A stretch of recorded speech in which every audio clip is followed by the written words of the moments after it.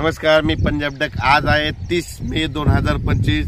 मी जात आहे धुळ्याकडे। हे पारोळा रोड आहे आणि या ठिकाणून म्हणजे हे जळगाव जिल्हा आणि धुळे जिल्ह्याची बॉर्डरवर आहे आणि या ठिकाणून आपल्या महाराष्ट्रातल्या शेतकऱ्याला अंदाज देणार आहे।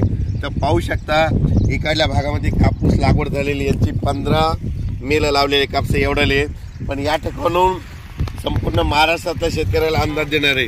राज्यातल्या सर्व शेतकऱ्याला एक आनंदाची बातमी, इतका पाऊस पडला, मग आता उघडणार कधी? तर राज्यातल्या शेतकऱ्याला सांगू इच्छितो की म्हणजे उद्यापासून 31 मे पासून तर 6 जून पर्यंत असं जोरानं वारं सुटणार आहे। पाऊस काही येणार नाही, त्याच्यामुळे काही चिंता करायची गरज नाही। पण राज्यातल्या शेतकऱ्याला सांगू इच्छितो की तुम्ही काय करा, शेतीचे कामं या 6 जून पर्यंत करून घ्या, कारण की राज्यामध्ये 7, 8, 9, 10 जून 4 दिवस परत पाऊस येणार आहे, म्हणून हे लक्षात घ्यायचं। आणि ते 7, 8, 9, 10चा पाऊस भाग बदलत पडणार आहे, म्हणून हे अंदाज लक्षात घ्यायचा। पण राज्यात मात्र 6 जून पर्यंत हवामान कोरडं राहणार आहे, पाऊस काय येणार नाही, त्याच्यामुळे काही चिंता करायची गरज नाही। फक्त आजपासून बघा तुम्ही, आज जोरानं वारे सुटतील, वारे सुटल्याच्या नंतर काय होईल, उद्यापासून चांगलं कडक सूर्यदर्शन होणार आहे, म्हणून हा अंदाज लक्षात येता। पण राज्यात काय झालं, इतका पाऊस पडला, आणखीन जवळपास 8, 10 दिवस वापसा होत नाही।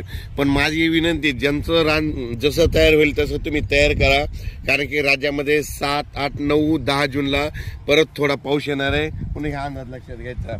म्हणजे सांगायचं झालं तर पाऊस मध्ये राज्यात 7, 8 जूनचा पूर्व विदर्भ, पश्चिम विदर्भ, दक्षिण महाराष्ट्र, उत्तर महाराष्ट्र, कोकणपट्टी, खानदेश, मराठवाडा या म्हणजे सगळ्या विभागामध्ये पडणार आहे। 7 जून ते 10 जूनच्या दरम्यान तो पाऊस असणार आहे, दररोज भाग बदलत पडणार आहे, म्हणून हा अंदाज लक्षात। पण 6 जून पर्यंत म्हणजे आज 30 मे पासून ते 6 जून पर्यंत हवामान कोरडं राहणार आहे, खूप काही मोठा पाऊस येणार नाही, त्याच्यामुळे काही चिंता करायची गरज नाही।